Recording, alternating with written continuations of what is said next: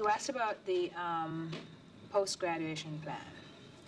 The crucial part of that is Tyrell says he wants to work as a detective, or he wants, CIA, something like that. which means that my projection is for him to probably, realistically, apply to a school like John Jay, if he's staying in the city, to do criminology. Okay, I'm just thinking in terms of the courses that he needs. Given that, then, he needs a certain kind of a transcript to get into that school. And it has to be a fairly strong transcript. We should see nothing less than satisfactory. I mean, we should really push from there on. Okay. The internship, then, he will be up for an internship next fall. And what we will try to do is to get him something in an area that's related to criminology in some way, shape, or form. Do they have anything like within the school or the institute that can more or less go over what his future goals are, to where, you know, focusing more or less on what his weaknesses and his strengths are?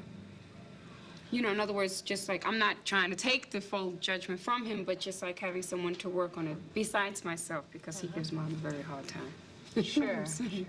Well, that comes in part of the advisory, college advising, yes. And the good thing for you is you sort of know what you want to do. So the other part, then, it's up to you to try to work towards that. Because it takes a lot of reading. But I don't think what she was saying. In other words, what I'm saying is, from what I'm reading, the reports that I'm getting, that you're getting, from what I'm reading, it says reads more, needs reading, needs more reading, needs more reading. I don't know, which I do know, but I'm not going to say if you're strong, if you like to read. All right? And in this area that you want to go to, it takes a lot of reading. Yes. Criminology takes lots of reading. Well, but you see, Nisa, he is very capable. Anything he needs to do now, it's up to him. So he has to have the will, and then he'll be fine. So you have to do a lot of research on what this work entails. So this way you can be sure this is what you want to do before your internship. Now, let me ask you a question. He has always said to you he'd like to do detective work, so you're comfortable with that? No. Or not really, but it's his decision, and I'll respect it. All right. Now, are you thinking of his staying in the city for school, or you think you would like him away from home? Well, of course I would. I really don't want him to leave. But I think it would be a good experience. I think that it would give him a sense of responsibility. And I think it would be good if he can explore going up to a campus away from home. So you wouldn't mind then if he had the opportunity to go to another part of it, you know, maybe a state university, part of the state university that's outside of New York? No, I wouldn't. There's a person or two that we associate ourselves with, and they help the junior high school students within our mosque that we go to, the high school students that graduate. And generally it's like Plattsburgh College. Plattsburgh, yeah. Plattsburgh. And Albany. And Albany State? They have, you know, and this individual has been very, very, very good in... Also, you know, we have one student this year at Albany. Did you know Francine? Yeah. Yeah, she's at Albany. And rather liking it and doing very well, and they have a very excellent support system. Yeah, because this was the same individual that I had asked to set a meeting up with you for, because we were going to ask what was his, he's a social worker and he does a lot of tutoring, and he was going to try to set Tyrell up to where he can start focusing on what he needs to get into this college. But it's good to know that he would be interested in Albany John and Jay is Plattsburgh. perfect, too. Yeah, And I agree with John Jay. yeah, I know. I thought of it only for the subject matter, but we would think also look at Albany and Plattsburgh. Yeah, because I'm also focusing on the fact that he's very comfortable in this area here, you know, in the city. And that can be dangerous to a certain degree. Yes. You know, so if it's a new environment, it might not take as much from him entertaining himself with the other things. Okay, I hear you. In other words, it would be nice if we had a vacation from you. Oh. You get sent away. Well, he's been, you know, he left me for a year. Yes, I know. Because of his education. Right. And he did well with it. He went to Africa. He did perfect. perfect. Right? Yeah, I didn't want to come back. But it was time. All right. It wasn't time for me. It was time for her. And I'm leaving.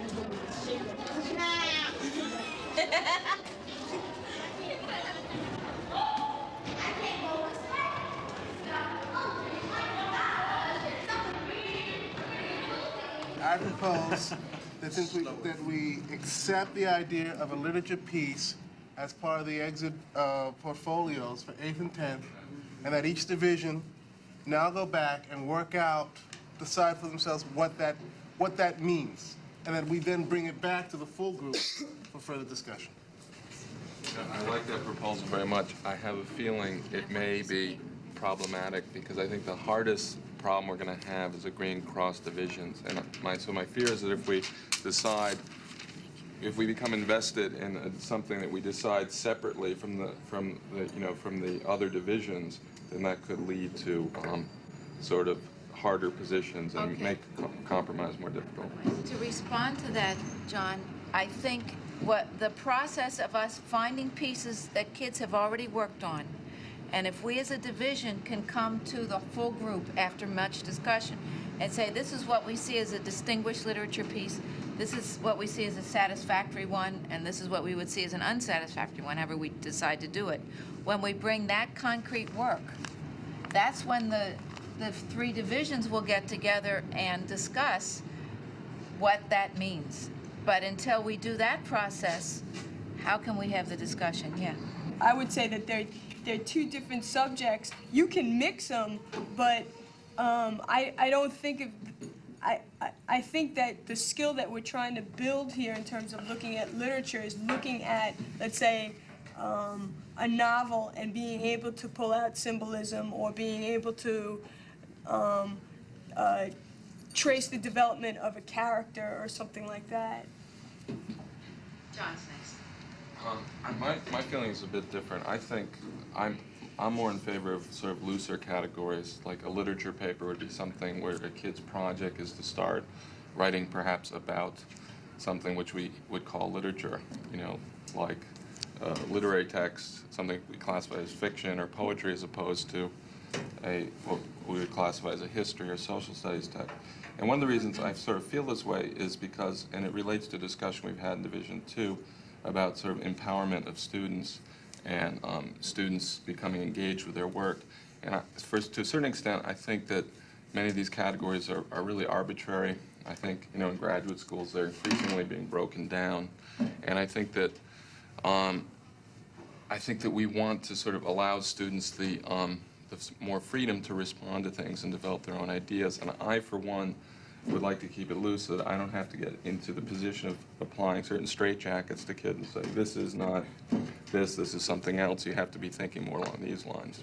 I'm fuzzy on this, but so the history would be something which is about events of the past, and that literature would be perhaps something that is about texts which are usually classified as fiction or poetry or something like that, and that how kids go about writing about those things, and what they, in fact, the content of their thought is, we keep pretty loose so that they're free to really sort of engage and empower themselves as much as possible. Okay, Dave's next, and Shirley, then Richard. Okay, two things, maybe three, I'm not sure. One, I think that the difference between what I heard, what John wanted to say and Lorraine said, is not as far as we might think, as I initially thought we might have. Because what I heard was a connection to literary text, a looking at literary pieces, poetry, prose, and doing some investigation. And what I heard John say was he wants students to feel free to explore avenues in their own particular ways. And a part of me responds to that, but another part of me has another reaction. I have a student right now who simply says, who doesn't yet have the self whatever to think he can do the work. And his response is, I can't do it. And it was a major moment of education when I said, you mean you can't do it yet? And he picked up and said, okay, I can't do this yet. So what I'm saying is, in my mind, we're creating broad categories. We're creating categories, and I agree, they're arbitrary, but they're there to say, this is one field of endeavor, this is another field of endeavor, this is another one. Later on, or maybe at some point when you feel strong in each of those three, you won't want to keep them distinct. You may be able to put them together in some sort of sophisticated fashion that you see Toni Morrison doing, or that you'll see in a graduate program. Anyway, so that, but they don't know what the categories are. They don't know what their choices are. They don't know what it is that they can play with. And I think, I mean, I really feel that as long as we keep it fuzzy so that they are free to roam, they sometimes get lost. I think there will be students who will appreciate these categories, and there'll be some students that say, basically, fuck you, I'm not going to stick with these categories. I'm going to do it my own way. I think those people should be supported and strengthened, but I think it's the majority of the students want to do it but don't know where to go. And that's why I think these categories need to be in place. And then individual teachers will say, you know, this is really arbitrary. We don't have to do it this way. When we see those students coming up against a brick wall. Okay, next comes Cheryl. Ironically, I think that in the literature, it seems to me that I don't want as strict a lines as I thought I did.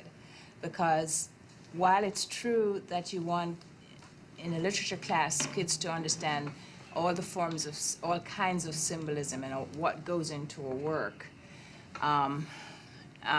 the different kinds of styles of literature, ultimately, because of the way our school is organized, and even the way our grid, that rubric we use, dictates that we need to make certain kinds of connections, so that if you're teaching The Adventures of Huck, you're teaching Huck, you need to connect it with some history, so that it's very difficult to sort of stop and say, we will only be dealing with the river as a symbol, or the boys, or the raft, or whatever.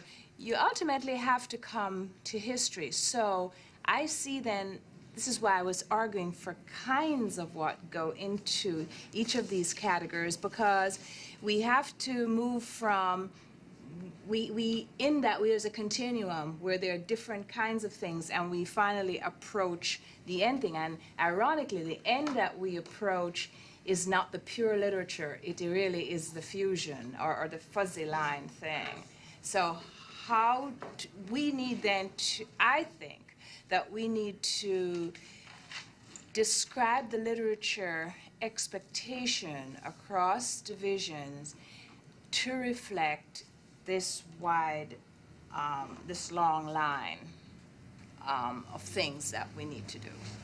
Okay, next is Richard. Well, I was thinking along the same lines. I was trying to think of examples of pieces of literature that we use in the different divisions that clearly go across this division, this boundary we've set up, like Inherit the Wind. So if you have a kid who's going to analyze the play Inherit the Wind, they do all of the work of understanding drama as a form of literature and what that means. But they happen to be really interested in the rise of fundamentalism in the 1920s. And in your class, you've talked about that. And they bring in more of that to help understand. They want to look at whatever it is. They want to look at the character, what's his name, the newspaper journalist, and compare him to H.L. Mencken, because I mean, is that not? I'm just saying there are ways that kids. There are ways. Well, I'm just saying. But so therefore, you get a kid who's interested in journalism who then goes back and looks all about H.L. Mencken.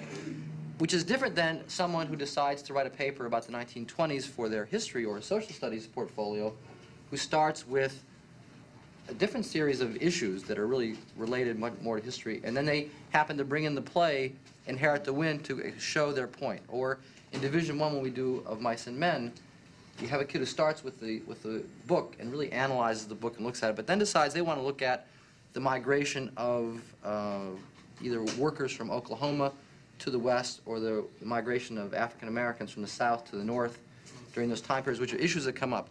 And conversely, someone looks at the issue of the great migrations of the early 20th century in the United States, and then they use Of Mice and Men as an example to support their social studies paper. Now, I think if we get to that point, we have really strong students. And so it's just a question of saying you have to start one, I think going back to what John was saying, one paper has to start with one set of texts or assumptions for social studies, and the other one has to start over here with literature. But they may end up being they won't be similar, but they may have a lot of similar information in them.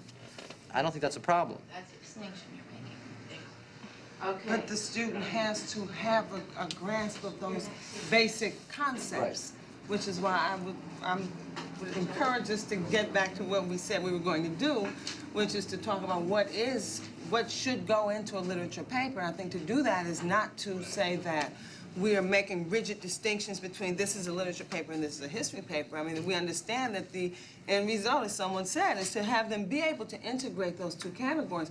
But if they don't know, as Dave said, what goes into each one anyway, you know, then what you get is some of those kind of mishmash fusion papers where the kids have an idea that they want to do that, but don't know what categories they should be working with. I mean, I just want to throw in one more thing. Shirley and I went to this AP English conference back in the fall. And, you know, so what they do is give you the questions that they give on the AP English test, which to my way of thinking, our students should be able to do. But actually, the difficulty most of them would have is that there are categories in there. There are, what would you call them? Things that our students have not been taught to deal with. They're just basic literary terms and issues that they have individually not had to deal with. And most of them could never do any of the, really, they could never do this exam. They could not do it. And, This is what I was thinking when we were saying initially, going to divisions and just talking out the kinds of things, the kinds of outcomes that had to be considered within the literature, which is really involving English. As I'm talking, I realize we're talking about English skills here, but can't divorce it. Because that has to happen beginning with Division 1 to make those nice highfalutin things we want to have occur at the end possible. So that was where, I mean, precisely what Pat was saying. How the kid, they gave us a piece of writing. It was about Dickens and the guy looking at this beautiful baby. It was chock full of symbolism. And if you were if you had all of that background, you could just light right into it and just have a ball. Our kids couldn't because they didn't have that. And that's what we want to be sure to have happen in these divisions now. And a lot of things have to do with fine distinctions in language. You know, like Shirley said, things like irony, like satire, that you have to have some familiarity with analyzing, you know, before you can do it with a larger work. You have to do it on a small level before you can do it on a larger level. When you talked about that irony, I immediately thought to myself, well, how do we get kids to that point? And there are several steps that we can make sure happen, so that's what we need to brainstorm across the divisions to be sure we teach limericks, that they can have lots of fun with it, they learn to read between the lines, and that's something that you have at different stages bringing in until you get to the irony and sarcasm and the whole works. I just want to say that I think the Senior Institute has a difficult time, a much more difficult project than we in Division 1, Division 2 does, because in some ways it was added afterwards, and the school sort of grew, and then all of a sudden we reach the Senior Institute, and the Senior Institute is this key position because they're the ones that deal with reality in a certain sense. They're the ones that deal with the outside world, much more than we do in Division 1, Division 2. So in Division 1, Division 2, we're able to create this nice world, you know, that we're sort of comfortable with, and we relate to each other, and we teach, you know, we sort of interact. And then it goes up to the Senior Institute, and all of a sudden you have these questions like, what does an S mean in terms of the transcript? Which kid is, you know, where are kids going to go to college? What are kids going to do the rest of their lives? You know, how are kids going to face on the AP exam? So I think those are serious issues that have to be confronted, how the school relates to reality, per se. But part of our school is also about changing what reality is. And I think that we just because the AP says something, I don't think we have to sort of say, okay, we got to do that, because that would make us what I would call a traditional school. So I think we have to be reflective of that process and not be all, you know, because I think we're on to something here, and I don't think we need to necessarily give it up. Well, actually, a couple of things. First of all, I'm really sorry you picked up, you keep harping on this kind of AP thing. Well, I just don't want to make the reason why we do something is necessarily because some external body says we have to do it. No.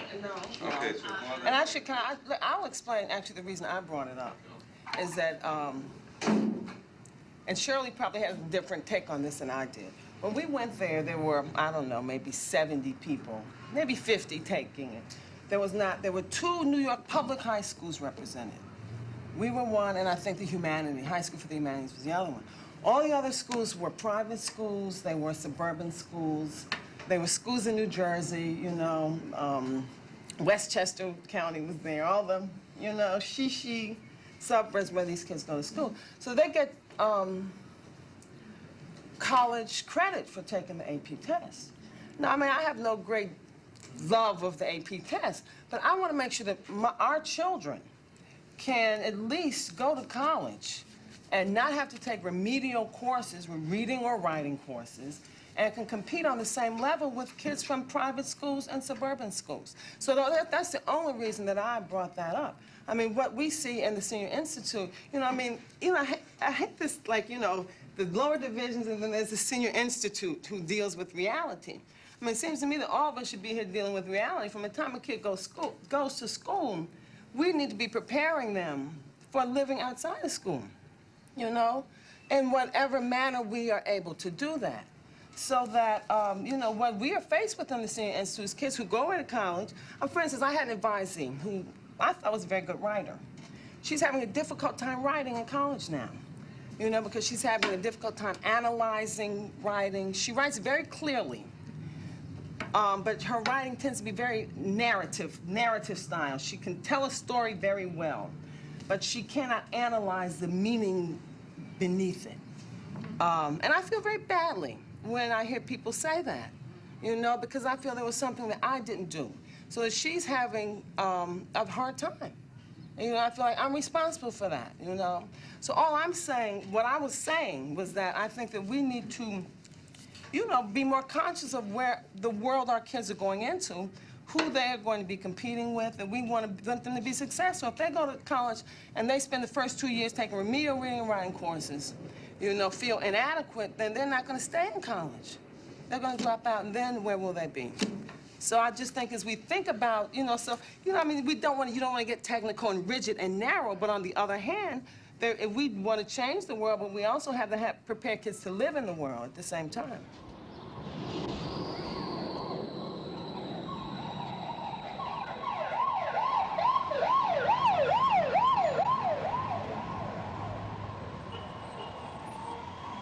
We're here today to talk about condoms, and part of the training that you've been going to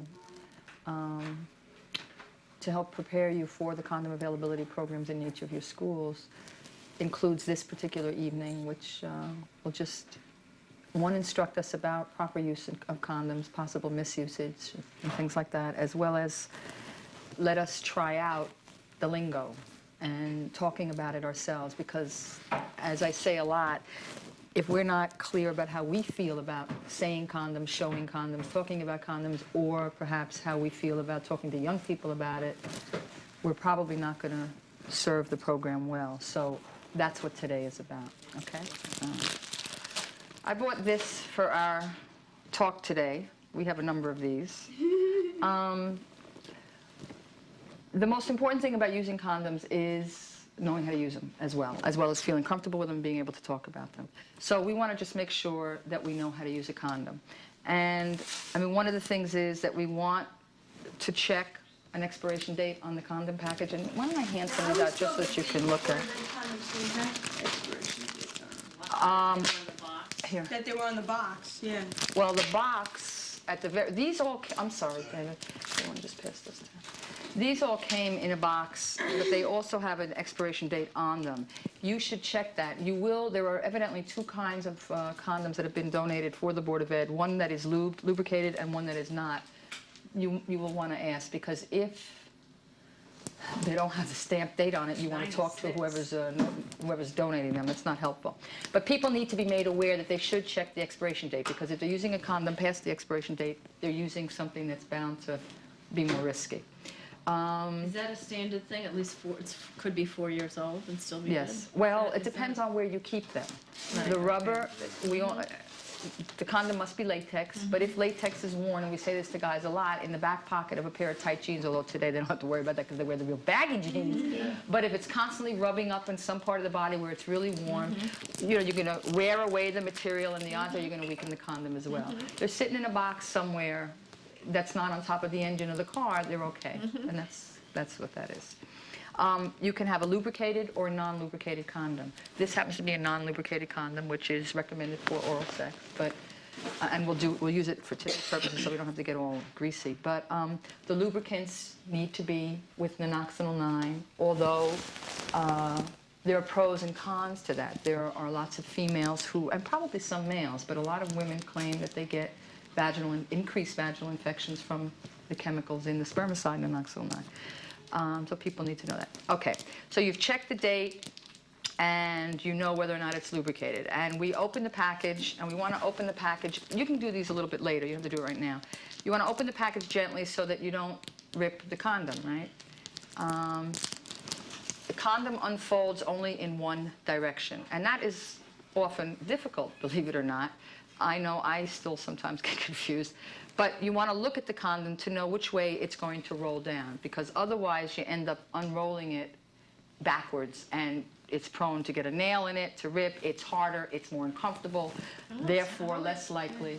Huh? It almost looks like it wouldn't unroll very Well, it easily. would very easily, but it's not easy. But it has to unroll against the skin in a sense. It's doable, and if you don't know that Right. that's the wrong way, you Right. think that this is the way, and why bother? It's too Right. much trouble. And then you might turn it around and put it the other way.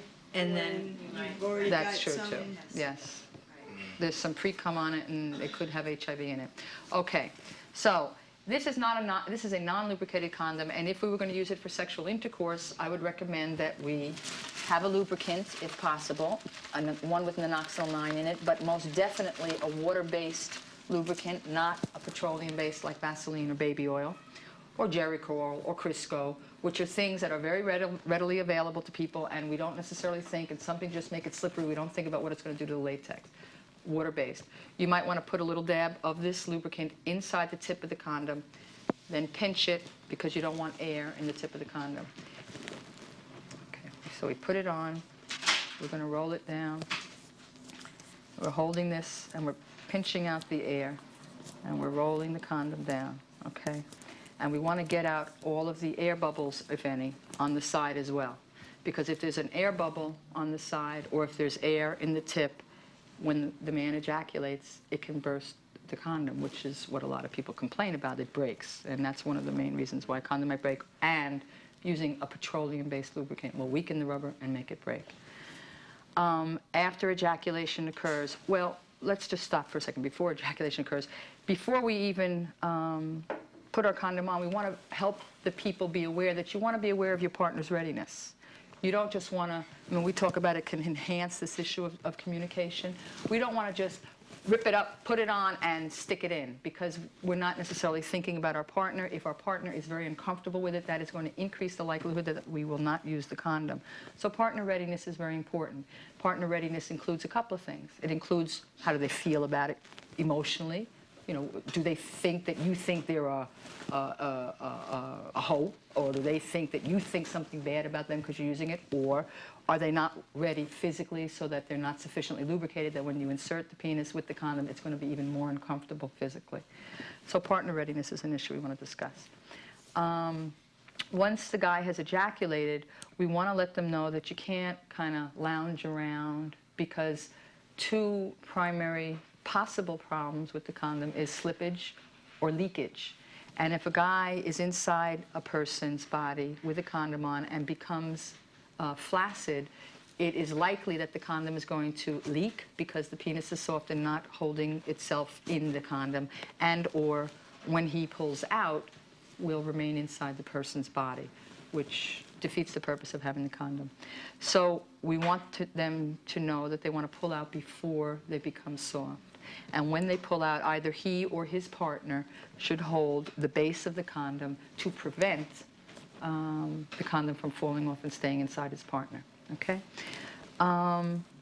Any questions or comments about that? You mentioned something that was very important, though. During the whole time that this process is occurring, I would think that there's constant communication you mentioned about the fact about communicating with the partner, knowing when the partner is ready, asking the partner how does the partner feel about having the condom on, et cetera, et cetera.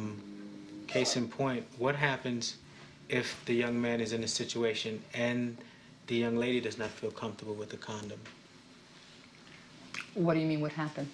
For example, I know when I've talked with a young lady, in one situation, she said that she allowed her partner to use the condom, but she didn't necessarily feel comfortable doing it.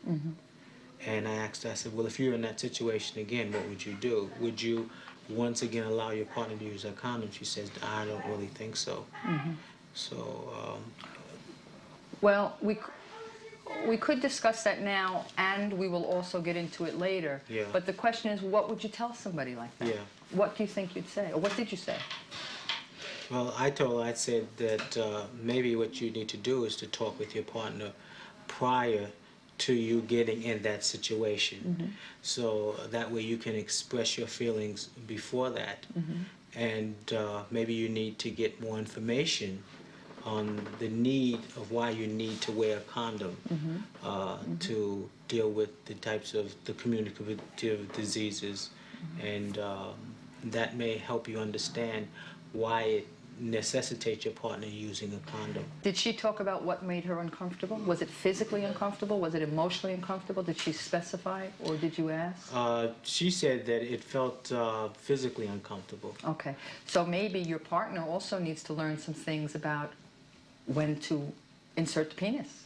Maybe you weren't ready. Maybe she doesn't even know it. Yeah. People, when they start having sex, may not know these things and just do it, but they're not familiar with what makes them comfortable. I mean, girls in particular, who are built very differently than boys, often have sex for years with never having an orgasm because they don't know what it's about, how to do it, you know, what makes it happen, and neither do boys. So those are the, I don't know what kinds of relationships you're going to have with the kids that come in, but if you're in a situation where you can get into that kind of discussion, it would probably be helpful to be as concrete in the questions that you ask as possible. Otherwise, we might provide an answer that is totally missing the boat. Because maybe it's not that she doesn't understand the importance because of communicable diseases or sexually transmitted diseases. It may be that she's embarrassed and shy and she doesn't know how to say, this doesn't feel good. You know, is this the way it's supposed to be? Am I doing something wrong? Yeah. Right. Am I doing something wrong? That kind of thing. And the guy might be the same situation. One thing that I didn't mention that I have to remember to mention is if a guy is not circumcised, it's very important for him or his partner to know that the foreskin must be pulled back before you roll the condom down, okay? And if you don't do that, I think that it leads to more discomfort for the guy and possible damage to the condom, okay? Let's just talk about the positives of why you want to put the condom on as soon as the guy is erect.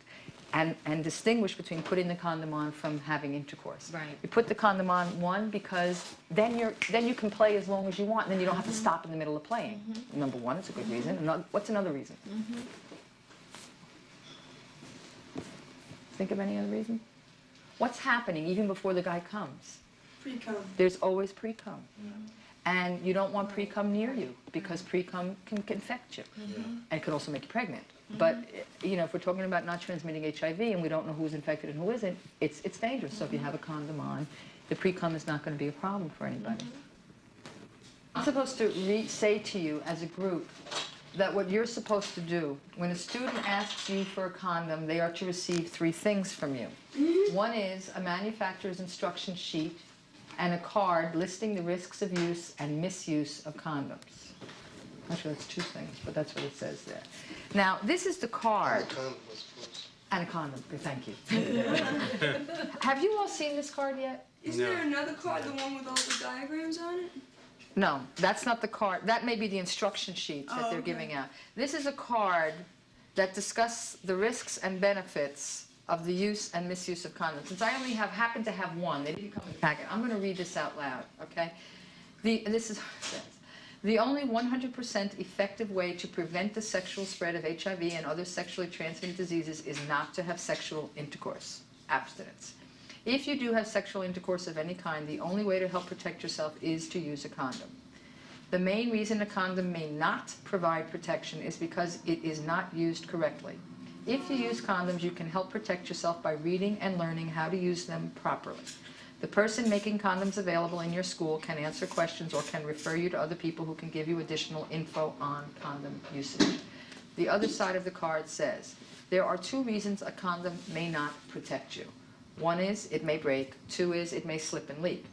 Knowing how to use a condom properly can reduce these risks. If you have additional questions, you can ask the person who's making the condoms available in your school. Now, I'm bringing up these issues, and I'm sure they could create a lot of anxiety and panic. There are resources out there, and in each of those rooms, wherever it may happen to be in the school, you should have resource lists for where kids can get medical attention, emotional attention, physical or psychological attention.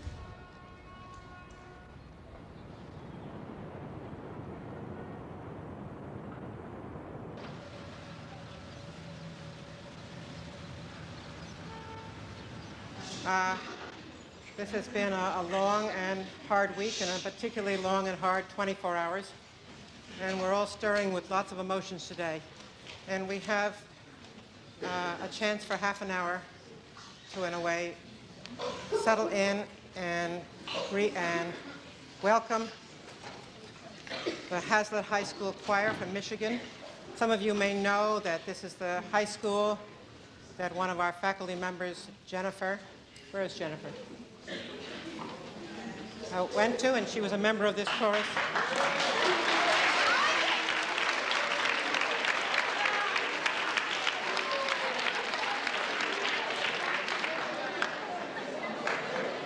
I shouldn't have said that because you get noisy again. They come to town because they're one of the very distinguished choirs in the United States, and they travel many parts around the world. And they're in New York this weekend to sing at a music festival at the Penta Hotel, where many high school choruses come, and there's a kind of judgments made about their different aspects of their singing and musical work. So they're nervous. They're nervous doubly. They're nervous because they're coming to New York to sing at an important event. They're nervous because they've come to sing to you. And they're probably nervous to be coming to New York at this difficult time. And I want to welcome them and thank you for joining us today. And let's give them a round of applause.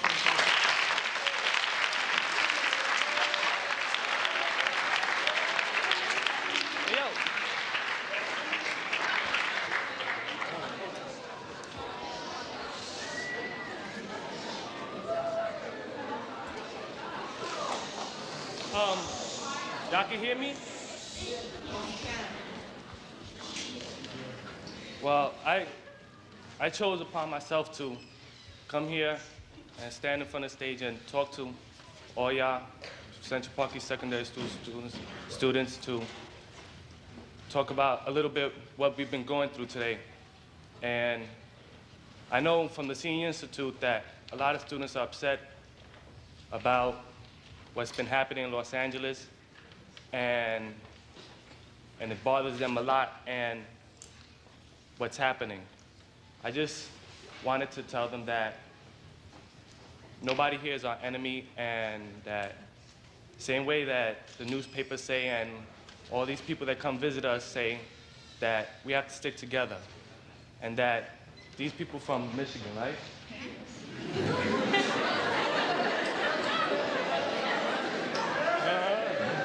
From Michigan, not California. They're from Michigan. That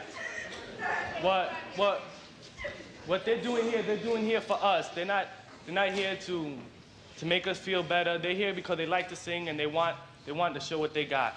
And they're not our enemies either. Right here, there's nobody in this room that are our enemies. And you know, doing anything drastic would just put us in a bad position and make us just like any other high school in New York City, which we're not. And if we just stick together and just stay with each other and not become enemies and show these people that we're not falling apart like other high schools in other states and other parts of the United States.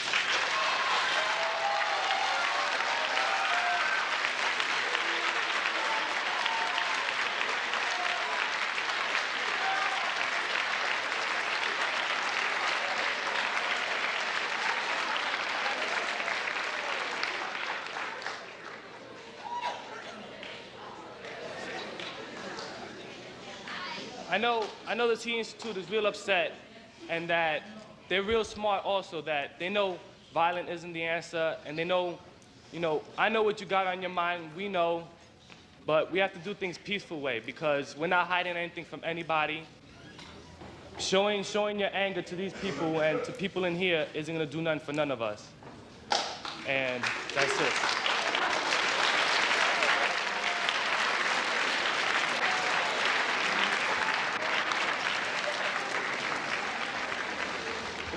We'd like to thank you for the opportunity to come and perform for you today. We're really honored to do that. We have read several articles in our newspapers from out of Detroit and Lansing about this school. And so it was great for us to come here and look around and see what it's all about. We're looking forward to talking with all of you after the concert about all sorts of things, including current issues. I think that you'll find that we all share a common philosophy about what's going on in our world. But first, we'd like to entertain you if we can. Our first choir in front of you, this is a combined women's ensemble made up of mostly freshmen, some sophomore, junior, seniors, 9th, 10th, 11th, 12th grade women. And they're going to sing 2 songs about love for you today. The first one is called You Stole My Love by Walter McFerrin.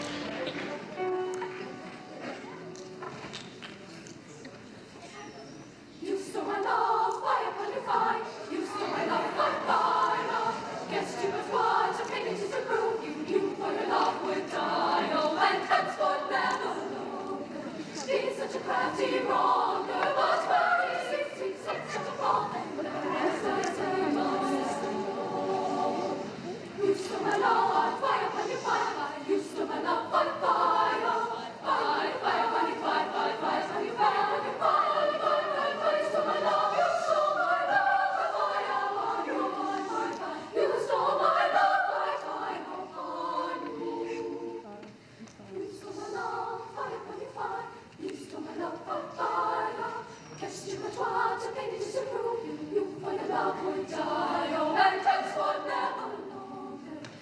Such a crafty wronger, but why is it such a fall? You stole my love, fire upon your fire. You stole my love, fire. Fire, fire upon your fire, fire, fire upon your fire, upon your fire, fire, fire, fire. You stole my love, you stole my love, fire upon you, fire. You stole my love, fire upon you. You stole my love, fire upon your fire. You stole my love, fire.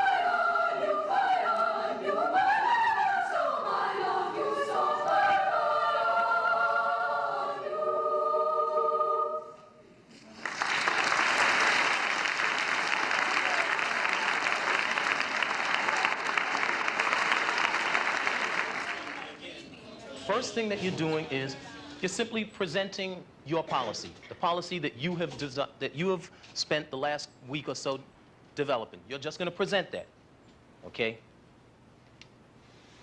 The second thing you're going to do, and here's where the fun begins, is you're going to challenge your opposition's policy and try to figure out how to prove to us over there that your policy is better than their policy.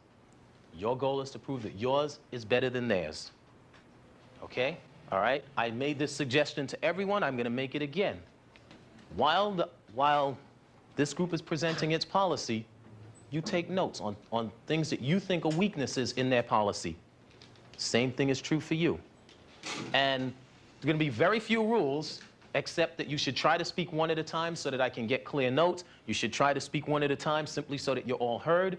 But unlike when we had this censorship debate, there's no specific order, there's no particular back and forth. You're just going at it, and you're just going to try to prove that your policy is better than theirs, and may the better policy win. Okay? Oh, we should decide on which group goes first. They did a coin and they got that. I got heads and they got tails. Oh, okay. Then I guess that means you're going to go first? Yeah. You may fire when ready. No sick people. The head doesn't have a cure like a disease-infected person because they can spread it. They'll spread it to other people. Okay, and another one is no communists because they're against the government and to overthrow our country. and also no anarchists, so almost the same thing. And 10% of people coming to America must work for 2 years. And no handicapped people without someone to like watch after them, which includes retarded and mentally ill people. The quota is that no more than 500,000 people could come in 1 year, and no more than 35,000 could come in from each country. Our policy is the SAM Act of 1992. Just in case you're wondering, SAM stands for Sarah, Adrian, and Marlene. Our policy states that 15,000 people from every nation should be allowed to enter the United States a year, but the people that come after will be notified. All the people must pass a literacy test. They must prove that they don't have a criminal record, and they have to pass the medical exam. Okay. People that don't pass the literacy test will get another chance at a mental ability test. This is to see if they have enough mental ability to learn how to read, if they don't know how, and to support themselves and their family economically. Any undocumented immigrant or illegal alien that comes into the country by false ID will be sent back to their country unless they're married, have unadopted children, or show that they can support themselves during the time that they came in till the time they got caught, or a year after they came in the country. Refugees will not be sent back to their country.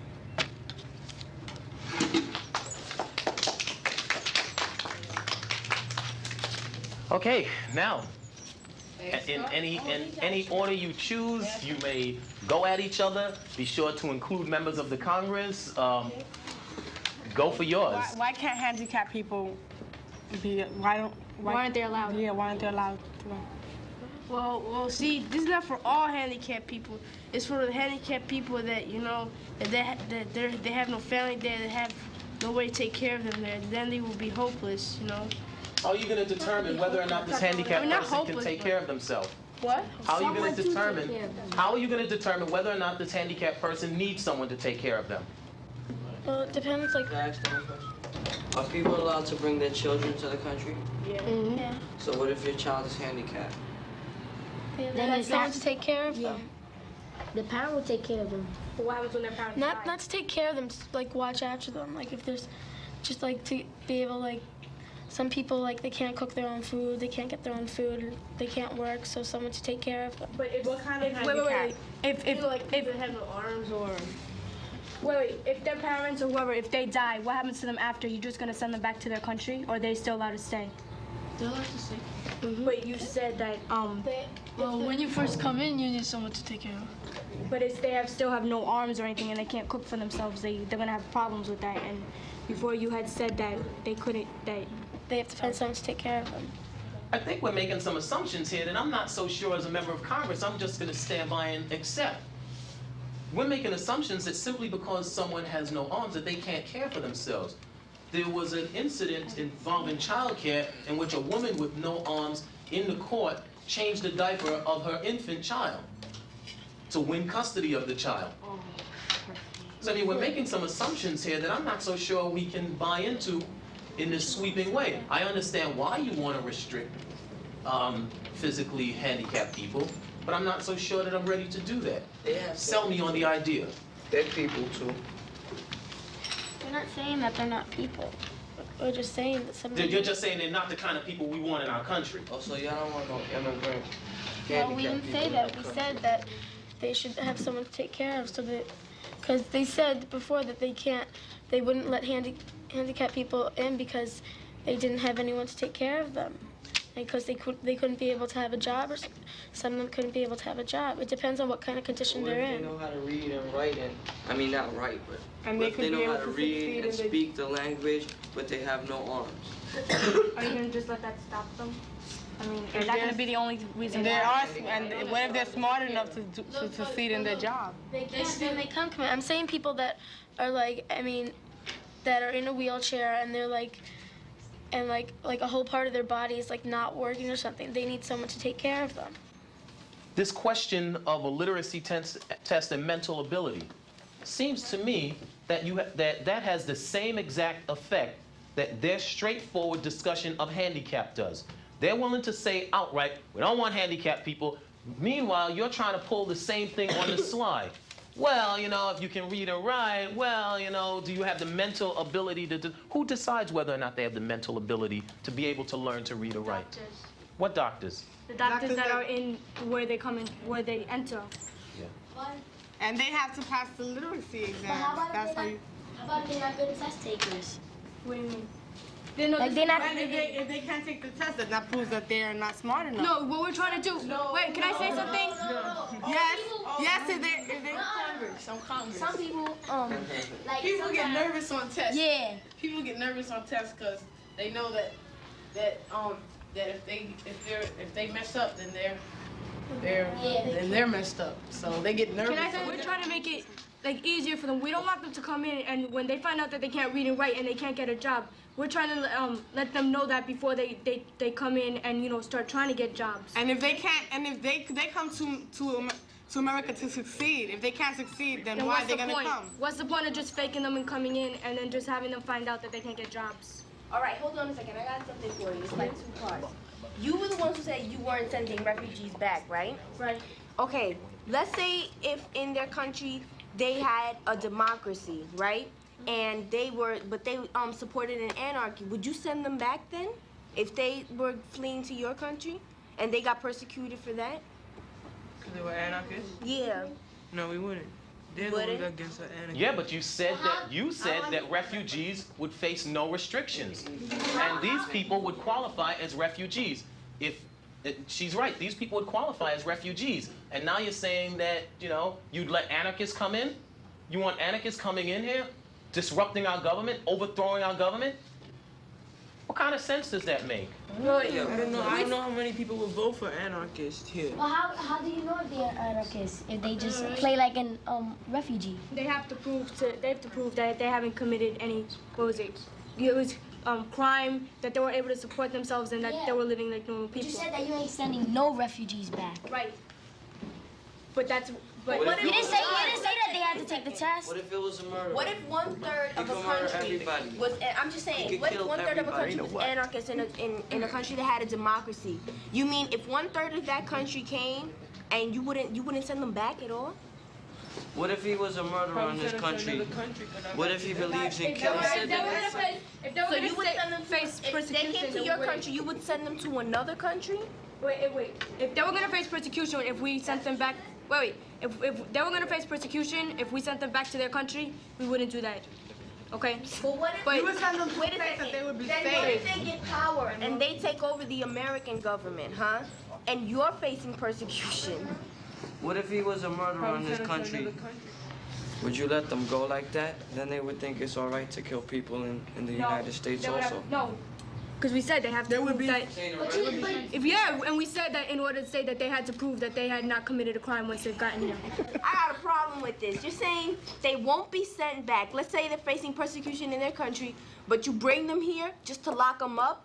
No, if they... And have people spend their tax dollars on these people that were facing persecution, came to mess your country up, and you put them in your jail, and I'm spending money for anarchists. I don't think so.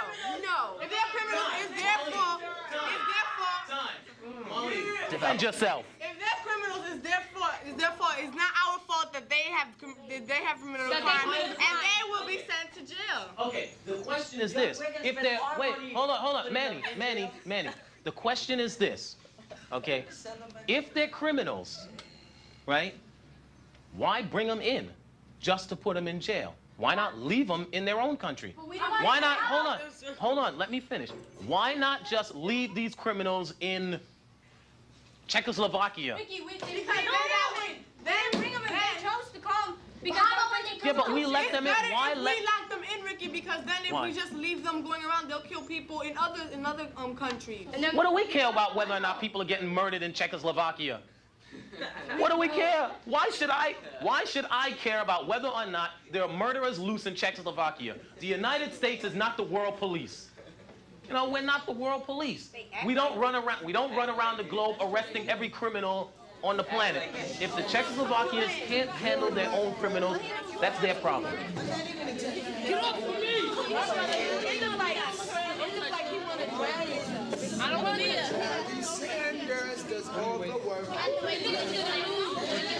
don't care, but we beat Mercy too.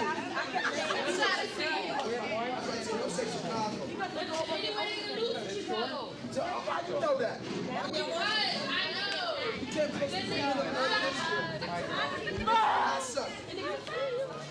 This is a good sentence. A lot of innocent people died. Okay, read this one. Also, I think some of people who set fire and robbed the store were not very serious. They just wanted to take advantage of the verdict. So I would take out the word of. Also, I think some people who set fire and robbed the stores. Good. And what do you mean they were not very serious? Some of them just take advantage. You might want to be specific about why do you think they weren't serious? You know, that they really weren't unhappy about the verdict. They were just violent. They wanted to steal things. Okay. End your sentence there and start a new sentence. Yeah. They. Oh. They just wanted to take advantage of the verdict. Okay, next sentence. They didn't think the result they would get after the affair that would increase the hatred between whites and blacks. Okay, try and tell me what you're saying there, because it's a little confusing. They're just doing what they want. They didn't think what will happen after they're doing the things. Okay, when you say they didn't think the result, what result? The result after they robbing the stores. Okay. So they thought that they would get away with? I don't know.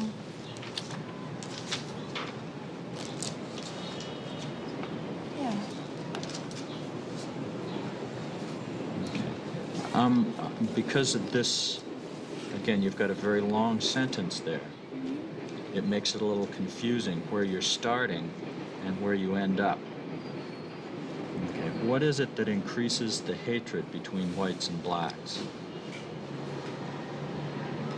Is it the beating of Rodney King? Is it the white cops getting off? Is it the violence, the burning and looting?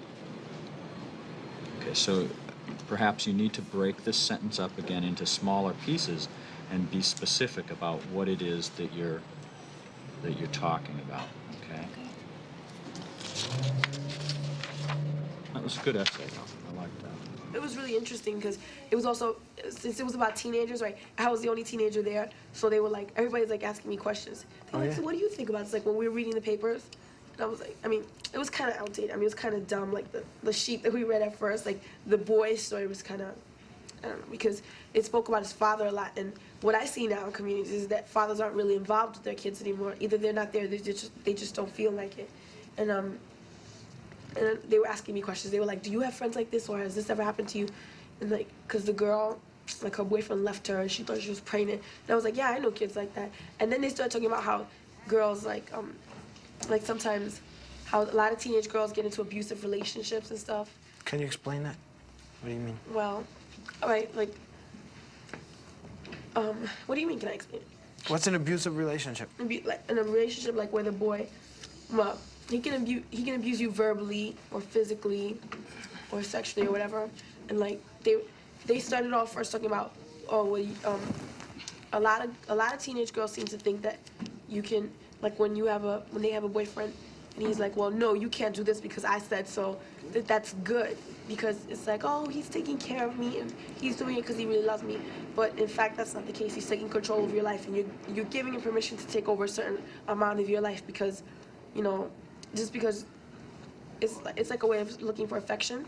And they were talking about how it shouldn't be that way because a woman should have control over her own life. Because if she wants to go here, she can go here. And if she wants to do this, she can do that. You know, because a boyfriend is a boyfriend. He's not a husband or, you know, I mean, he's just not, he doesn't have the right to have that much control over your life. And then they But a husband does. Huh? But a husband does? No, that was a mistake. But, you know, like, but when you're in a marriage, it's a different thing. I mean, you have to come together and talk about things, you know? But anyway, so, and they were talking about how girls get, a lot of girls get into abusive relationships, and after a while they just don't know what to do because they think they have to accept things like that because that's the way that things are. Because either they see their mothers being, like, you know, being beaten by their fathers when they're younger, or, you know, things like that. And like they were talking about how you can talk to kids and be like, you know, you can show them that that's not what they have to, that's how their life has to end up or be or whatever. You know, the girls don't have to, you know, you don't have to take that stuff from the guy and things like. Any comments from anybody else? What do you think? That was a pretty heavy day. So just in terms of like what you're thinking about in terms of your future, or whatever kind of field you want to go in, does this help you at all? Kind of some direction forward, some kind of ideas? Well, sort of, because see, before I went to the agency, I didn't really know much about. Well, now I know that I want to do something like which I can benefit like Latino people and stuff. See, I don't know exactly what that's gonna be, but I know that I need to be more educated, like on issues concerning Latinos and stuff like that, because otherwise, then can't help myself if I don't know what's going on with my people. And so I want to, like, I know, like, I might even want to go into something like this, but like maybe a social worker. Or maybe something like Aide Morales does. Like she does training programs, and that's what she does. She does training programs, like things like this. Like I want to go into this kind of field because it's interesting and I think it's necessary. If you don't understand that, then we need to have a conference with your advisor and your parents, because I don't want you doing that anymore here. I don't think that's unreasonable. You understand what I'm saying? You don't decide to get your hat. That's very rude, and I don't treat you that way. You understand what I'm saying? If you don't, you have a real big problem. So, what are you going to do? You're going to come back and sit down and do your work, or are you going to fool around? You decide. You decide. You think you're being fair? You can go to Debbie and say, I'm being very unfair with you. I'm not being unfair with you.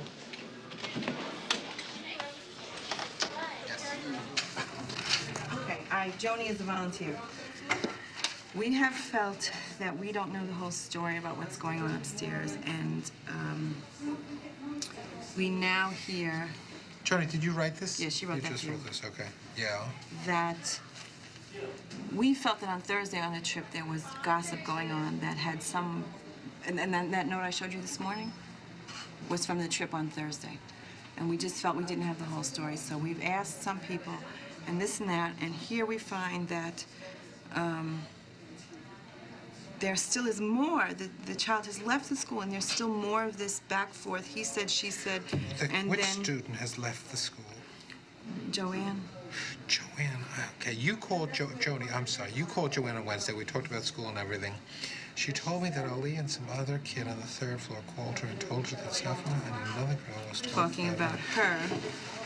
And she told her cousins, and they said the cousins of the girl who's left school were going to come and jump Safwa. And okay, so now Safwa knew this Wednesday. First of all, nobody came to me to say that they had heard any of these rumors. Secondly, Safwa has not been in school since Friday or today. She's not in school. So I think that somebody has to call Safwa's mother and see if she's heard these rumors and if there's any problem from her point of view. Okay, I'll call. Because that's a point they brought up before, but a point that we brought up is that if she ever felt threatened, she had to tell us. Okay? So I don't know if she's told her family. I don't know why she's out of school Friday and today. But Joni, you tell me, you just called Joanne to say goodbye to her? No, I just called her because they're friends and everything. Yeah, so right. To see how she was. And she said,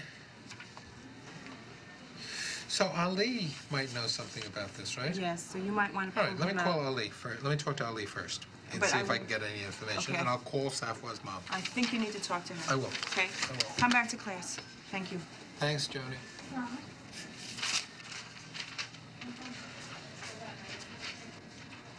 you think of anything in the play that supports a deeper connection the two of them have? I just wanted to say that you were talking about the issue of respect and everything and material items. I think that everybody, like a lot of people in this world, like lost all their moral values and everything, like searching for this American dream. Like drug dealers and even big corporations, they don't care who they hurt. Like they're just messing up the environment and all so that they could live comfortably. And people need to think about that. But I don't think it's gonna get any better. I don't think it's gonna get any better. So in the search for the American dream, which Lorraine Hansberry, part of what her story is about, you're saying that we've taken it much further, huh? It's destroying everything. The search for the American dream is destroying everything. I think that's part of her statement and what we're saying. We're taking this play takes place in the 50s. And she dies in the 1965, right? That's what this article just said. Now here, it's what? In a sense that it almost destroyed their family and it destroyed Walter's dignity. Almost did, when he was gonna take that money instead of standing up for himself. Okay, but now it's 27 years later. And a couple of you are saying that the search for the American dream has had some negative stuff It happen. is negative. I think the American dream, what is that? I mean, when people think of the American dream, it's like the white family with the white picket fence and the dog. That's not how it is. I think the American dream has changed from like when America has started. The American dream, when it started, it used to be freedom of religion and freedom to practice what you want and freedom from persecution. And then the American dream was to have money and to have the life that you want, starting with money. So to get a white picket fence and a nice house and a dog, you need money. To get land, you need money. To get your freedom at one time, it was money if you were a slave. So And today? Today, it's pretty much money. What money?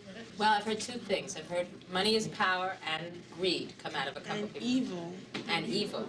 So which is it? If you have a lot of money, you have a lot of power. So I think that's like the same. So, okay. And how does it influence the dream then? The dream was to get money. Because you need money to have the dream. You have, I mean, you have to have money. Without to have money, a you ain't mansion nobody. And Now send your kids to a nice that's the way it school is. and Nowadays, is without money, you're nobody. You have nothing. So how does it fit with what you've been saying, that the search for the American dream has now also had some negative effects on us? That's why it's evil, because everybody thinks without money, you have nothing. And it's not really money, it's just what money represents that makes it evil. Money is like the door to your dream, and the more money you have, the more of your dream. I think people think it's more important than other people's lives. That's why there's a lot of killing going on. When people because like drug dealers, they want money, so they just sell drugs and have people kill for the drugs. That's why, so they can get the money and everything. So where does the dignity come in then that we talked about with Raisin in the Sun and Lorraine Hansberry? Where does it come in? you can walk around and be like, oh, well, I have this much money and, I And you did could this do whatever for you it, and I want. killed this person. No one cares now. So It's all for the there is no money. dignity with all that money. That's why I always say money. Are we saying that? No, because when you have money, it's like everyone looks at you. Yeah, they worship you because you have money. Money's life. You have no money, you have no life. Pursuing the American dream, it's never finished. There's always going to be something that you're not happy with. I think that if you're happy, then that's your dream. And your dream will just come true. That's Yeah. what I think. I don't think that there is an I feel American. that I the think that American there's. dream is to live comfortably with a nice family and That's not the American dream anymore. The American dream today. The American dream today is not to have a family. The American dream today is what you want. I mean, your dream. It's both. It's to have a career and be what you want as your dream, and also have a family. Right, but because if you don't have a family, just because you don't have a family, that doesn't mean that you You're not fulfilled, Yeah, yeah. they're not fulfilled. Right. Like inside yourself, it doesn't mean that you don't have peace with yourself.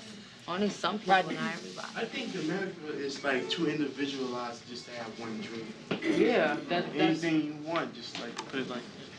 if there's a standard that everybody pretty much has in their head, but we don't really go by it. We not the American dream isn't a unified dream. That's why our culture's all mixed up.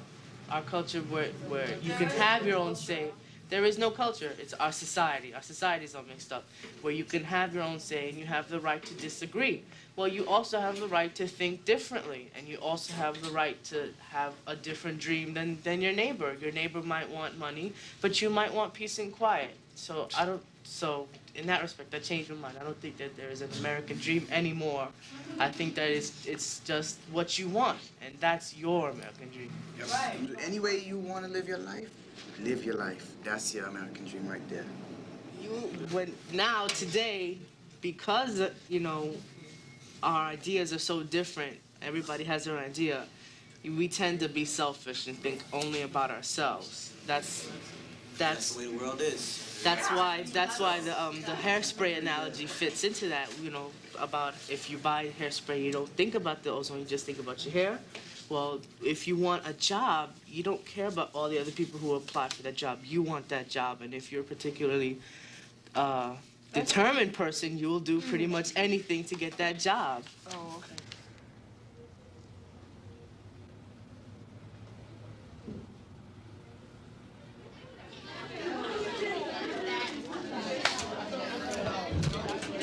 Do we have anybody going to Wesleyan? Possibly. Earl. No, Earl, no, But you because think he's- Earl's gonna, you think he's gonna choose Vassar? I think he's going to choose Vassar, yeah. That was my last time I talked to him. But we do have some kids going to Bard this year. Which is something new. Which is, we did not have. We had no applications last year to last Bard even. year. But we have a couple this year. We and a have couple some. in Hampshire. We have one for Clark. And we have one for which is Clark, new, which is one new, for and Hampshire, possibly Hampshire, which is new. Which is new, we didn't apply before. Right. School we- for Visual Arts, we have 2 this year. Right, We never that's applied new, anybody there right. before. Howard, We didn't have anybody there last year. we didn't, did we, I don't We think we probably applied. made some We applications. We probably did, but I don't think anybody chose. I mean, I know no one chose. Morehouse is new. Right. Where did Angela go last year? Angela's in Spelman. Spelman, as is Tanya. And NYU, we didn't have anybody last year, did we? No. I think so. Nor applications, I don't believe. Ian's going to NYU. And we had a couple of And applications Amilcar because might- Amilcar was accepted there, so he might choose that. Last year we had one in Columbia, who is doing well, we hear. If that's true, that's one of the bizarrest stories in America. But we, I tell you, some of our... So much for professional. We only have, our small group now. I'm telling you, I'm getting complaints from ones who got ours last year and not getting it this year. They're not at all happy up at Hobart William Smith, because they got Oh, that's 4 of right. our students last year. They hosted Pat up there for she had a wonderful advisory trip up there, and they paid for everything. I mean, they were really great. We have to keep remembering people. I mean, we should write them a profuse letter or something. Well, I talked to her on the phone, and I Telling tell her them how it's a thankful real we are. dilemma. Yeah, We're a and Pat small has written school, back, and right. She knows that. She's And- been very intimately and connected with Also, one us. of the things we can do is we have more high schools in New York. Yes, we can is, really connect them. And of course, this meeting that I had, I really did, I put forth, the Yeah, so Hobart that William maybe Smith is a somebody good else school do, for so them, right, They don't see us, right. It's just this one isolated school, right. so they know that they're gonna get other kids. They don't get us one year, they get somebody else. And I will, And it might be interesting to pool the coalition school data. yes. You know, that'd be a nice Yes, thing. When yes, this is all over, you have a few yes, days to yes. relax, to try to get from them data. So we Same can thing, and pool we'll it. put it all together and see Yeah, where people are going. See where people are right. going, and even publicize something about Right. what we did. Looks good. It's nice. 1, 2, 3, 4, 5, 6, 7, 8, 9, 10, 11, 12, 13, 14, 15, 16, 17, 18, 19, 20, 21, 22. I mean, it's like 60% of the kids are going to 4-year private colleges. It's nice.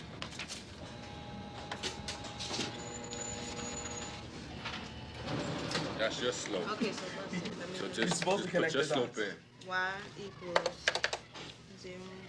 Wait. Point G.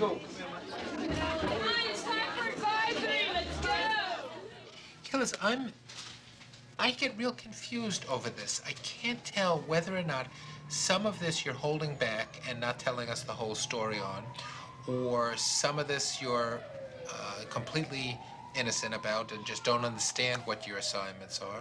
I really get I don't know if you have that feeling too, or you do too, Courtney. I don't understand what's going on exactly. Well, I have a feeling. My feeling is that you know what's going on, but you're just not doing the work. Now, I could be wrong. But I think Is there something to that, Killis? No. Okay, so we need to hear from you. I said that what I do the work and I get it in. Do you do all the work completely and you get the complete work in? Yes. Okay, now you're saying yes, right? You have a draft of your male and female reproduction that you only turned in a draft, that you did not turn in a final, right? Am I correct? No, I never got that back. You never got what back? The male and female. You never got that back? No. How long Okay, what about the yeast and... Yeah, I have the draft. And you never did a final on the from the draft? Right. Right? Right. Okay. If you never did a final from the draft, how can you say Bridget did not credit you for the final for the draft? She may have, well, your name has nothing written by it, so therefore, I hate to say nothing, but this is the way that seeing it, that's how it affects me, okay? As though it's really nothing. Me, I would take it and throw it in the garbage somewhere, okay? You know me as well, better than anyone else. And anyone listening to me should be able to understand, because I'm not biting my tongue. I'm not speaking in a language that no one doesn't understand. This is highly intolerable. How can I sit here and defend you in school and you gonna play little games yourself? But feeling that you had done so well for this period that you would not have had any unsatisfactories, I went out and I paid $80 for a first baseman's catcher's mitt. Do you think these papers warrant that? No. This is my last time sitting here before people having to talk to you this way. Okay? Do you understand me clearly? Yes. Paul has the greatest respect for you. He has the utmost respect for your mind. Bridget has the greatest respect for you. They respect your mind. You are only 12 years of age. If you choose to cry, you may go ahead and cry. Because yes, you should feel sad inside. Because you are letting, you know who you're really letting down? You are letting Killis down. Because I am 48 years of age. I don't know how old they are, but we will be somewhere dead. And you know who's going to have to be here to look after Killis? Killis is, okay? And we are trying to prepare you for today so that tomorrow Killis can move on and Killis can advance. You can't ask for anything better. You can fool people, yes, but it will always show. Just like you learn, you see children having a good time, throwing rocks, throwing sticks and bricks, but in the long run, you would suffer. Well, it's the same difference here, okay? Okay? You know, Courtney, today, for example, today, he worked in class. He modeled the type of behavior I need to see all my students do. He was working on an assignment. This is maybe the first time in a long time I've seen you work on an assignment for 2 hours straight. Every 10 minutes. That's hard for him, and I realize that that's hard for him. It's hard for any. You know, and but this is what I was asking Paul. Is it that, what is that his mind can't focus on something that long? Yes, he'll read it and everything, but to actually sit there and work on it, okay? Maybe, I don't know if for Killis, if that, and not trying to give you an out either, if that is a problem for him, okay? And maybe this is something, what, like you, the example you just finished giving is what I was speaking to Paul, trying to question him about. I was using terms that he says just labeled terms, more or less. But this is what I actually mean, okay? If this is a problem for Killis. So Killis really spent 2 hours today. Yeah, I saw him enough times today to know exactly what he worked on. It's still vivid in my mind, the pieces that you worked on. I have students who give me work every day, but cannot show me as much knowledge as you do. But they got S's on their work because they're always trying. I need to see from you that you try. Now, okay? Do you understand a little bit more what she needs? You give me these two, completion of work and meets deadline, and you will always pass my class. All right? Those are my expectations. That's Okay. all. You complete your work and meet your deadlines, and you will always pass my class. The quality part, you know, I'm going to challenge you on that anyway, because that's what I do, okay? But you will always pass when you do your work. Even when you get a job, you will always get credit for work you do. Do you think what's been said so far is true and or has some reality to it, Killis? Yeah? I don't know. What don't you agree with you? The grade. What do you think you should have gotten? Satisfactory. Okay. Do you agree with the marks that I gave you? How would you have changed this report?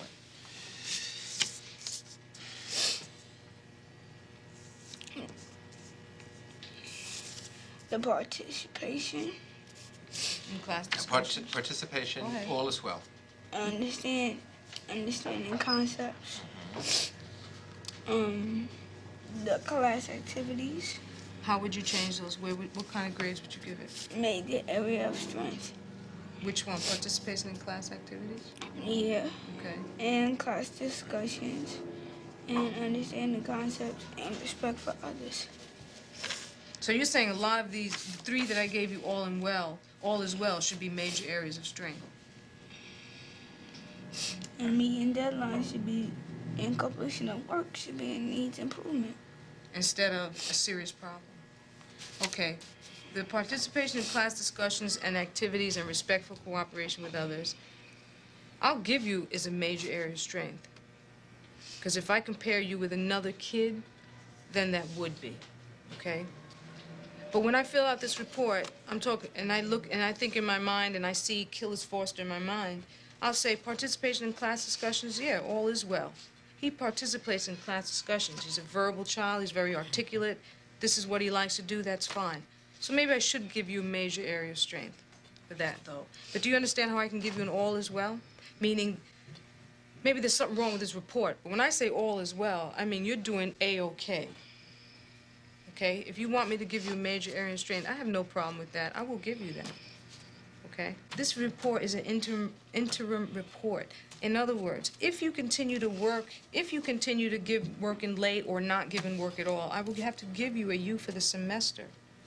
This is like a kick in the butt for you now.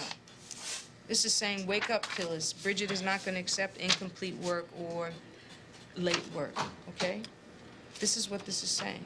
This does not mean you are a you individual.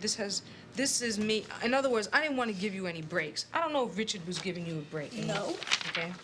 I'm not giving you a break for this report because this report is for me to tell you whether or not you're in trouble, and I'm telling you you're in trouble, okay?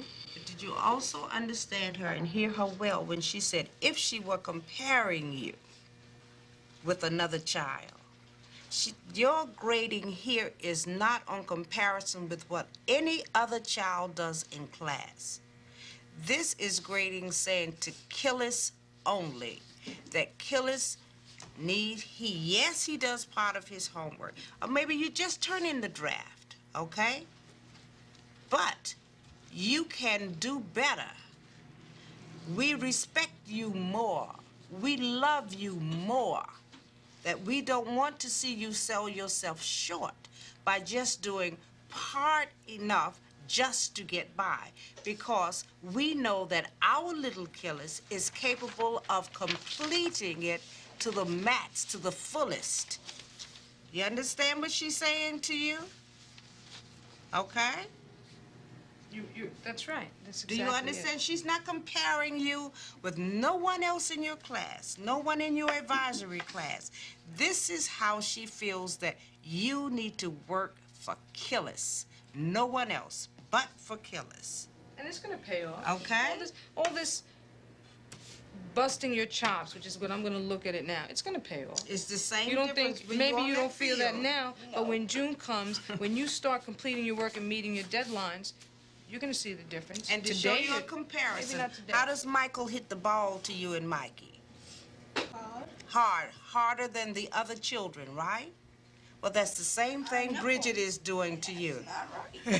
Well, then, wait a minute. When you were working today, Killers, did I give you a hard time during that process? No. Did I complain about the quality of the work you were giving me? No. Because I believe that the quality of work you were giving me was good. Okay? Was that fair? Do you think that the way I was working with you today was in a fair manner? Yeah. Was I expecting more than you could give me? No. So that's how I would envision it being every day for me and you. No, but y'all expecting more than what I'm trying to do. You mean all I expect you to do is give in your work. Now, when you start giving in your work and you feel that what I say to you about your work is unfair, then we talk about that, okay? And you let your mother know, and then your mother has some leverage also. You say, Bridget, look, you say to your mother, look, Mom, this is the work I did, and Bridget says it's not good enough, and I'm getting frustrated with that. Then we will talk about it. I'm gonna be very fair with you. Then we have something to work with, Killers. But if I have nothing from you, we have nothing to work with. Killers, when we think about teaching and what teachers do, we often use the metaphor of the teacher as a coach. Bridget wants your personal best. She's pushing you very hard. We're not going to accept less than your best. We're not going to push you. We're going to try very hard not to push you or make demands on you that are impossible for you. But we're going to push you very hard so that you can give us and give yourself your personal best. That's what coaches do. And that's what they demand of people, and they push them very hard. Actually, Bridget's talk was a lot like a basketball coach at halftime or a football coach at halftime, and she's pushing very hard. And I think a lot of people resent that, and I think that you're feeling you're getting pushed real hard now, don't you? You are. We expect an awful lot of you, Killis, and we're going to push you real hard. Killis, you and I have had a lot of conversations together about what you're going to do when you finish high school and college. You and I have thought about it, and you've told me about some of your plans. You have very high expectations for yourself. What? You have to work very hard for them What were to you make gonna them say? true.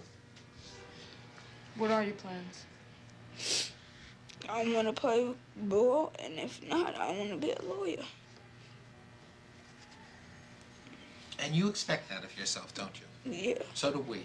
It's hard, hard work. But I Both the push ball, myself. but you what? You don't push yourself? You have ample time. I'm sorry, I couldn't hear you. You don't push yourself, you say? I don't push myself to the limit, no. Can I ask you what book you're reading right now? I'm reading. I haven't started on the book. I just read through you- Sports Illustrated. I read through Sports Illustrated because You I'm go gonna go to the library downstairs to the today. library right now, get me a book, and I'm going to give you these when you come back up with the book you're going to read. I was gonna go to public library today. Go to this one. If I can't be sure, you'll do the other one. Everybody had a migration? Well, let me put it like this. The land was empty. The land was empty. And the only way the land could be filled is that people came here. So people migrated. Suppose the focus of the family conference on Thursday is his school, as it is a part of the family. He's acting out the family stuff in school. His school is crumbling. His schoolwork is crumbling because of the acting out of the family. That would be 12 for my problem, times 12, whatever, 33 degrees. It's What is- well, wait, wait. wait, This is wait, the way wait. it's laid out. Okay, it's cosine 33 degrees, right? Now this is hypotenuse and adjacent. So adjacent goes on top, and hypotenuse goes on the bottom. Right, and you divide. You know, I wanted to just, I was thinking about just telling you a little about why we organized the school this way, which I'm sure you've already heard. But I was thinking last night, which I sometimes write about, that, which I'm hesitant to say with 2 students present, that in some ways we organized this school on the basis of what I knew as an early childhood educator. Because actually I'm a kindergarten teacher. And that's the only real substantial teaching experience I had was as a kindergarten and pre-kindergarten teacher. I had some other visions in my mind of the kind of schooling I went to myself. You have to find out afterwards why it's not an insult. But you can leave. Go ahead. Just thinking, you were so annoyed to hear that, you're going to leave. I have two other images in mind, and I've often that are interesting to think about in connection with early childhood. One of the most powerful was the stories I'd hear about what Oxford and Cambridge were like, two famous English universities. And in some ways, they both, to me, seem like the same image. My image, I've never went to Oxford or Cambridge. I don't know whether it's really true or not. But my image of that and my image of kindergarten are very much alike. And I think it's the years in between that worry me.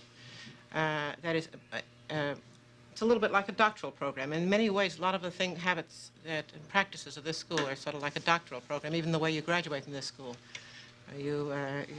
We have 14 little doctoral dissertations. We're trying to cut it back because it's a little bit too many doctoral graduation committee meetings. But many of our ideas are borrowed from the two extreme ends of the educational spectrum. The two places where we concern ourselves with what the individual's own interests, learning style, how to engage them, in which we respect their independence, their capacity to take on serious responsibilities. It always used to seem to me eerie that the kids who had been in my kindergarten, the first grade teacher would say, you can't get them interested in anything, and I thought, well, they were very interested when they were in my kindergarten. Now, she wasn't necessarily a worse teacher than I. It was that we accepted the idea in kindergarten that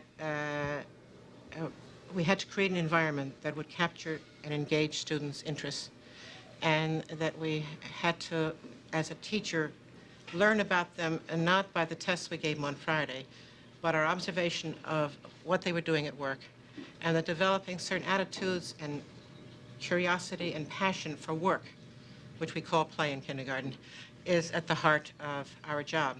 And the same thing is, have the same vision of Cambridge or Oxford, that you have this one tutor, our advisor here, whose job it is to try to figure out with you together what you need to do to end up being a well-educated person, and who can lay out the parameters of the kinds of things that will be expected of you in order to graduate from Cambridge or Oxford, and what lectures you might attend, what papers you ought to write, who meets with you on a regular basis, and a few of his others, or her other students, to talk about those papers, to suggest revisions that they could be made, a lecture that might help fill it out, some books you might read in connection with it.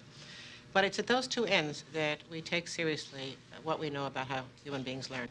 And in between, we engage in a series of practices that are absolutely conflict with everything we know about the most powerful and effective way in which human beings learn.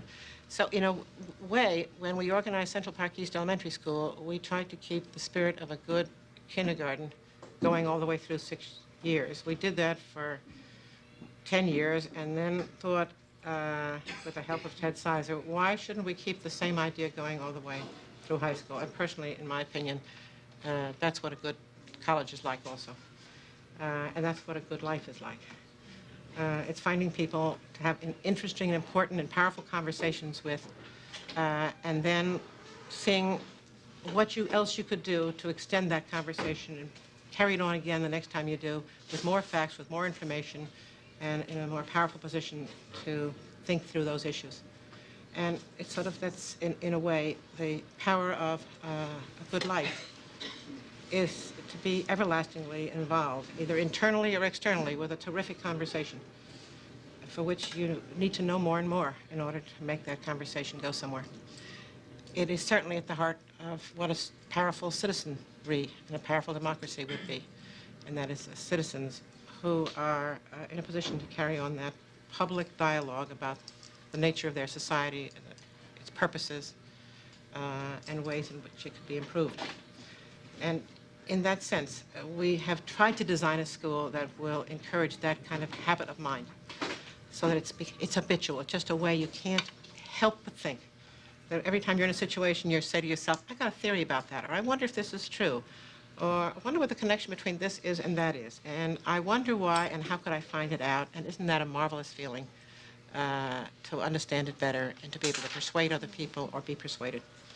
So it's to create in this school from kindergarten through high school a conversation that might engage and capture students and that leads them to be more widely powerful in the larger world. Now, do we succeed? Yes and no. Just having a conversation with a 7th grader this morning and her family who had been through our elementary school, and she had a lovely time and she enjoyed it very much. But actually, she didn't pick up that idea. She did pick up the idea that school's a nice place to be, and that, but not that it was that this conversation has not yet engaged her. And it's, but I do think that in talking to the graduates of our schools and talking to our own students, that they have begun to get that idea. It's like I was thinking about my own education, that the best part of my education may have well taken place sitting around the dinner table, overhearing a conversation that was carried on above my head, but which intrigued me. And in many ways, the interage grouping, the kinds of relationships we try to establish between students and faculty are also efforts for kids to be able to listen into a conversation that sometimes is being carried on above their heads, but which might intrigue them and interest them. So that's the idea that we're struggling with, how to create a school that's powerful enough to turn kids on to the possible power of ideas in their lives.